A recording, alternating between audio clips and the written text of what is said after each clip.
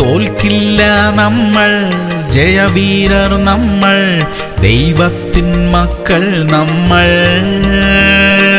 തോൽക്കില്ല നമ്മൾ, ജയവീരർ നമ്മൾ, ദൈവത്തിൻ മക്കൾ നമ്മൾ.